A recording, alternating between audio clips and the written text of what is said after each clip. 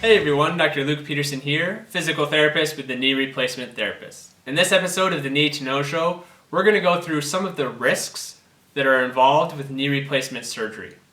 So first thing before I get into this is you want to understand that serious risks and serious complications of knee replacement surgery, although very possible, are extremely rare due to all sorts of good practices, best practices, surgical techniques, healthcare management strategies, management in the hospital, management after surgery to reduce these risks to very, very, very small. But these risks do occur and are possible. So let's go over a couple of them. So a big one is a risk for infection. So this may be an infection to the superficial part, so kind of where your incision is of your knee replacement surgery, where they opened up the skin to perform the surgery. You may have a superficial infection there, which for most cases is very manageable through health medical intervention. But you may also have a deeper infection, an infection of the actual knee joint. And in this case, this can have some real significant problems.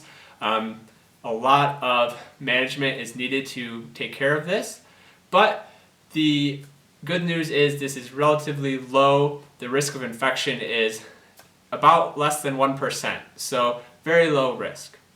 The next thing is blood clots. There's always a risk with any type of surgery of developing blood clots, and there's a lot of active strategies that are taken to reduce this risk as much as possible. This includes early mobility, so getting you up and moving and out of bed. It includes pharmacological or medication, take certain medications to help manage and reduce the risk of blood clots forming in your legs or a deep vein thrombosis. It includes compression, use of compression, such as intermittent compression early on after surgery when you're in the hospital, possibly the use of compression garments or stockings as well once you're discharged from the hospital. And also exercises such as ankle pumps, heel slides, glute sets. Those early exercises are going to help increase blood flow, increase venous return of blood, and reduce the pooling of blood and reduce the risks of developing blood clots in the legs. Another risk is just general risks that are involved with any type of significant orthopedic surgery. So with any type of surgery, there is a small risk for heart attack. There's a small risk for a stroke, and other type of neurological or vascular injuries. Now again, it's important to remember that this risk is very, very low. And of course, there is also a risk for death. Again, very, very low risk due to good management strategies and good surgical strategies and everything else of that nature. So, what are some of the other kind of less serious complications possible?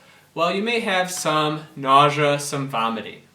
And this may be due to the anesthesia, it may be due to the pain medicine you're taking, it may just be due to general pain and discomfort after surgery.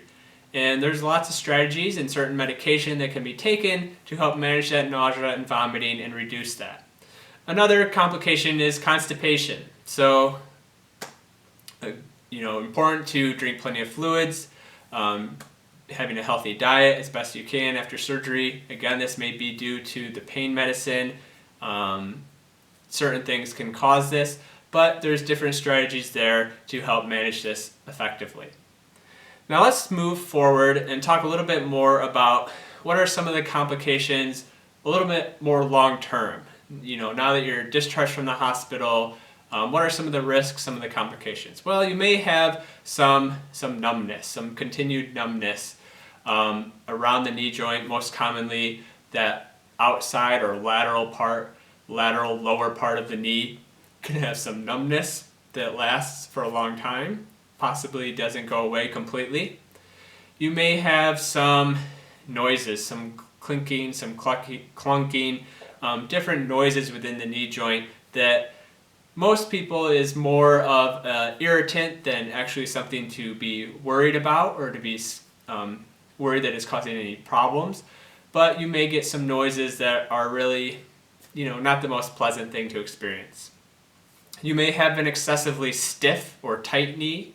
you may have an excessively loose knee after knee replacement surgery. And there's a variety of reasons for why this occurs, and there's of course lots of strategies that can be used to hopefully manage it conservatively if possible, or also there's some surgical strategies if it gets and progresses to that point.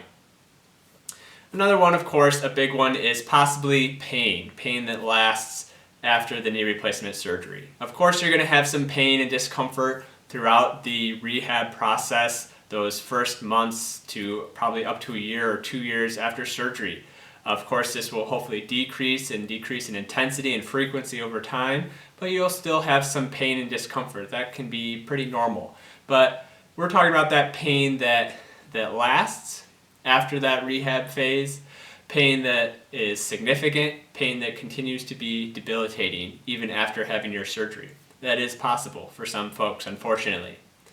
And then of course later on in the process, years for most people, hopefully, you can have breakdown. You can have breakdown of the knee replacement, you can have loosening, you can have infection at really any point throughout the lifespan of the knee replacement.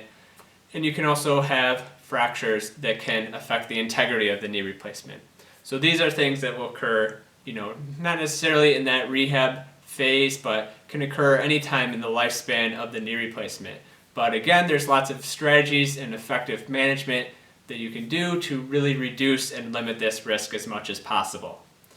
And then the last one is just folks can be unsatisfied with your outcome. So unsatisfied that you didn't get as much mobility back. You didn't have as much decrease in the stiffness. You still have pain and achiness and discomfort.